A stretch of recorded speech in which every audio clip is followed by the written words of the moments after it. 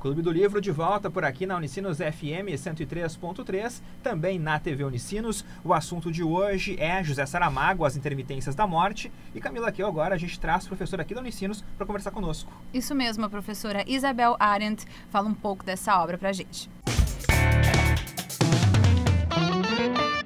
José Saramago é um autor português que para nós é uma grande referência em função da língua, né? A proximidade, o acesso às obras é facilitado, mas nós temos esta vantagem, né, de sermos outros leitores de língua portuguesa, então nós nos fartamos, nós podemos utilizá-lo das diversas formas, né, e beber, né, nessa fonte maravilhosa que é a obra dele. Foi reconhecida, né, esse mérito, né, pelo Prêmio Nobel de Literatura em 1998 e ele também teve outros prêmios, Prêmio Camões, né, que são representativos referentes aos países de língua portuguesa, né, e justas homenagens, né, obviamente. Ele tem um estilo próprio de escrever, então o leitor precisa se apropriar disso e, de certa forma, se acostumar, né? Uma questão muito óbvia nas obras dele também é o sarcasmo, o uso da ironia, do sarcasmo, a crítica à sociedade moderna, né? Claro, outro aspecto forte presente nas obras é a crítica à própria igreja, né? E aí nesse meio, nesse rol, nós encontramos As Intermitências da Morte, que foi uma obra que ele escreveu em 2005, né, 5 anos antes dele falecer. Nós o perdemos agora há 4 anos atrás, né, e faz falta, né, fará muita falta. Ele estava, naquela ocasião, escrevendo uma obra em meio à escrita, né, parece que a temática estava relacionada à indústria armamentista, né? Provavelmente outra crítica importante, né, que ele faria e deixaria para nós. Clube do Livro, na Unicinos FM 103.3, também na TV Unicinos. Como estamos falando aqui já desde o começo do programa, As Intermitências da Morte, do Saramago, é o nosso assunto. E agora vamos entrar na sinopse, né? Porque já falamos bastante algumas das nossas primeiras impressões do livro, mas o pessoal que não leu ainda esse livro do Saramago pode estar se pensando, tá, mas qual é a história do livro? O que estão falando? Que morte é essa? A morte abandonou a gente? E é a sinopse do livro, na verdade, né, Camila? A morte nos abandona a partir do primeiro dia do ano, num lugar fictício, né, um lugar que nunca é dito o nome, a morte abandona o pessoal e nunca mais ninguém morre. No caso, né, tipo, as pessoas começam a se perguntar, mas o que está havendo, né? As pessoas que estavam no hospital, já terminais, continuam por lá, não tem... E isso é curioso, na verdade, do livro Pode também, acontecer, né, Rodrigo? Acidente grave, infartos, brigas violentas, não interessa. Eles ficam num estado... Eu tenho aqui. Como se fosse um coma, pelo que dá pra entender. Ele usa, até eu coloquei aqui porque eu acho muito interessante o jeito que eles... Estado de vida suspensa, morte parada. E até quando... O famoso não vai nem vem, né?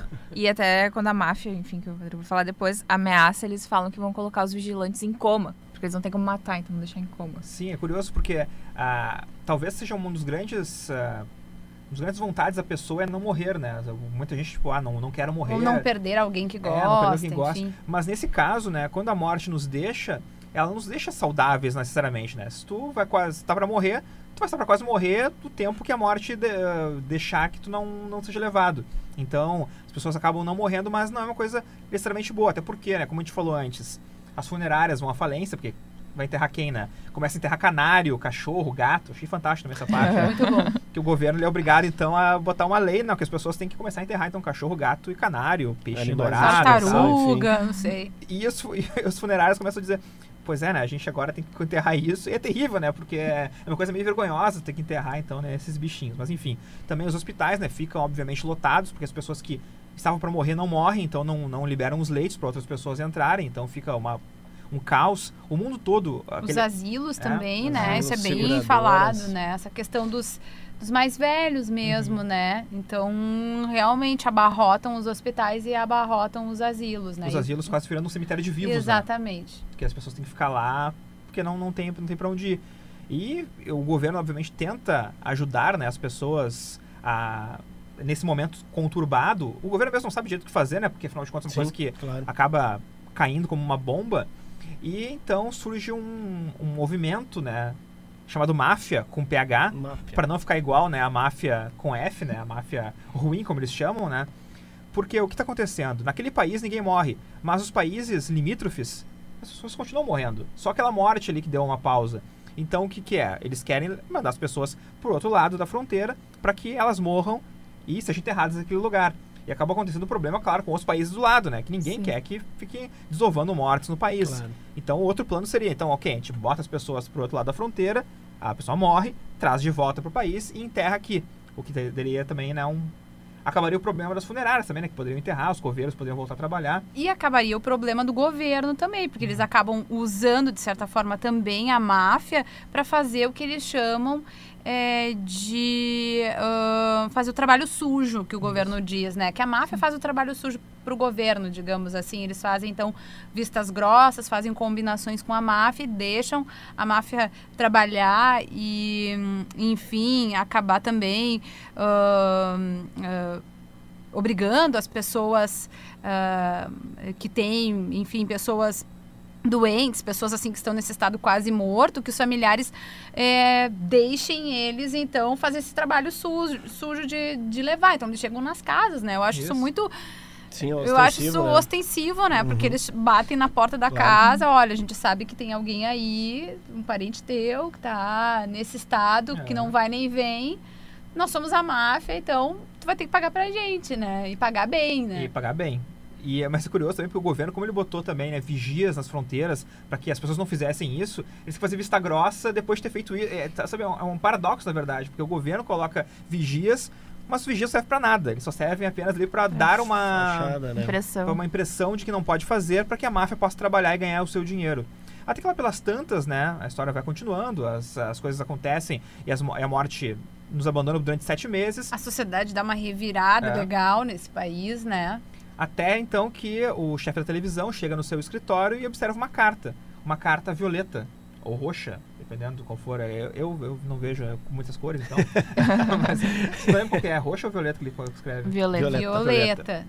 Mas tem algumas partes que eles fazem menção de roxo também. Tá.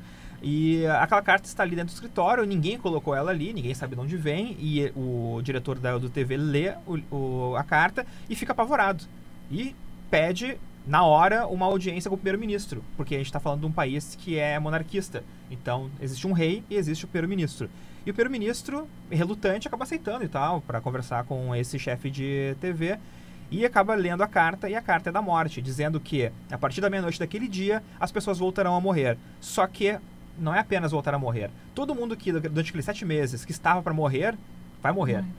Então, é um bando de gente que vai morrer naquela meia-noite. E, obviamente, o diretor da TV entende que aquilo vai causar um alvoroço na cidade, no país, porque, afinal de contas, as pessoas já não estavam mais morrendo. Sim. Então, eles combinam e tal. Às 9 horas da noite, o chefe da TV vai lá, lê essa carta e, obviamente, acontece, né, um caos generalizado no país. À meia-noite, a morte realmente volta a matar as pessoas. E, a partir daquele momento, aquela história que não tinha personagens principais acaba virando uma história da morte mesmo. A morte como uma personagem, uma pessoa que está matando as pessoas, mas agora ela tem outro estilo de trabalho. Ela manda uma carta para cada pessoa que vai morrer, dando 8 dias para ela pagar seus impostos. Pagar seus impostos é muito importante. Testamentos, se despedir de familiares e tal, ela dá esses 8 dias. E a partir desse momento também mostra a morte escrevendo essas cartas, e tem uma carta que acaba sempre voltando para ela. Ela não consegue matar uma pessoa, que é um violoncelista, e ela busca aquela pessoa para saber quem é. E ela acaba, então, se infatuando pela pessoa ali, né? Se infatuando. Eu já chamaria, assim, de uma forma mais simples, né? Eu acho que ela se afeiçoa e até se apaixona mesmo, né? A morte se apaixona por este homem, né? e toma uma forma humana, que eu acho isso eu acho legal nessa história, né? A morte, uma forma humana, né? Morte E vira feminina, né? Diga-se de passagem, né? Óbvio. A morte, né? Daí, por isso até, né? Ele até explica, né? Que Inclusive a é um morte. ponto que ele discute ali. Dependendo do país, né? Obviamente a morte da língua, né? A morte é feminina. Então, no Isso. caso, ela se transforma numa mulher, né? E é basicamente essa sinopse, sem dizer o final, né? No caso, o final a gente pode dizer no quarto bloco, né? No final do programa. Mas esse, então, basicamente a sinopse desse, as intermitências da morte. Intermitências é uma palavra até que eu confesso que eu não conhecia antes do livro, ainda que a gente não sabia o significado dela, mas são intervalos, né? Que existem, então, que a morte acaba deixando ela... É uma situação que ela ocorre, deixa de ocorrer um tempo, que é justamente o que acontece, são as intermitências. A gente lembrou do exemplo da febre intermitente, né? Exato. Eu acho que é a mais comumente conhecida, que é a febre intermitente. Essa situação, ela vai e volta assim, sem muita explicação, né? Eu acho uma das coisas que eu mais gosto nesse livro é como é que isso vai se dar, como é que vai acontecer assim o clique, a descoberta das pessoas, dos familiares, enfim, do que nós vamos fazer, que destino nós vamos dar com essas pessoas, nossos entes, queridos, enfim, que estão nessa situação de quase morte, né? E aí, mas a galera demora para achar um jeito para isso. E isso parte de uma família de camponeses, né? Então, essa história eu acho, assim, fantástica. Ela se desenvolve, sei lá, será que tem 10 páginas Acho disso? por aí. Mas eu acho, assim, ó, uma das coisas mais legais, se não a mais legal para mim dentro do livro, que é como é que essa família, assim, vai encarar isso, assim, e os debates morais, eles ficam muito... ficam de coração na mão mesmo. Porque que acontece? É uma eutanásia, na verdade. Né? Exatamente. É uma eutanásia. Porque o que acontece? Eles tinham lá, era uma família, né? São 2 irmãs, as 2 casadas, só que o marido de uma delas está fora, no exterior, né? E nessa casa vive ainda o pai dessas irmãs, né? Que chamam de vô, então, no caso, e um neto. Um neto que está no mesmo menino, uma criança bem pequenininha, que já nasceu, digamos assim, dentro de uma condição, essa que a gente não sabe explicar muito bem como é que é, Fê, aí? Estado de vida suspensa. Estado de vida suspensa. E o vô também está em estado de vida suspensa. E aí, então, eles ficam pensando o que podem fazer, né? E o próprio, na realidade, o próprio velho ali, o avô, também digamos que está incomodado naquela situação, né? E aí, então, eles resolvem e tem essa ideia de que, bom, aqui onde a gente mora, né, não se morre, mas e como é que é fora daqui, né? Não, então vamos até um lugar, onde seria a fronteira de um país que a gente não sabe, né, Rodrigo? Sim. E aí, então, eles levam, né, esse vô e essa criança e enterram nesse lugar, né? Só que eles saem às escondidas à noite, eles não imaginam que os vizinhos... Um dos vizinhos escutou. Uhum. Então, mas... O vizinho vai xeretar lá, como... O vizinho vai xeretar, o vizinho vai descobrir, no caso, o genro, né, que levou numa carroça, enfim, as pessoas da família acaba contando, então, pro vizinho o que acontece, o que aconteceu, o vizinho faz aquele julgamento de valor, diz, vou te denunciar. Não, tudo bem, vamos na delegacia todos juntos. E, enfim... Acontece que a família acaba não sofrendo nenhuma sanção, nenhum tipo de punição, nem nada, mas se abre, então, um precedente. E as pessoas, então, começam, por conta própria, levar, então, os seus familiares, enfim, os seus amigos, que estão nesse estado de morte suspensa, né? Só pra gente entender um pouquinho como é que rola o lance da máfia, né? Isso. Não foi a máfia que inventou isso, né? Vamos então seguir esse papo depois do intervalo, então a gente vai chamar agora, então, rápido intervalo, mas já voltamos com mais Clube do Livro na Unicinos FM e também na TV Unicinos.